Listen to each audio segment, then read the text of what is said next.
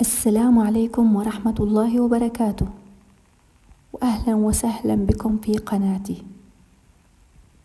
جبت لكم فساتين مرة حلوة وترندي، فساتين للعيد بألوان مختلفة، يعطي حركة وشكل أنوثي مرة ناعم. في منه ألوان، في الأبيض والبيج، في ألوان مختلفة، فيك تختاري الشكل والموديل اللي يناسبك. تابعوني لنهاية الفيديو وشوفوا واختاروا التصميم اللي يناسب ذوقك.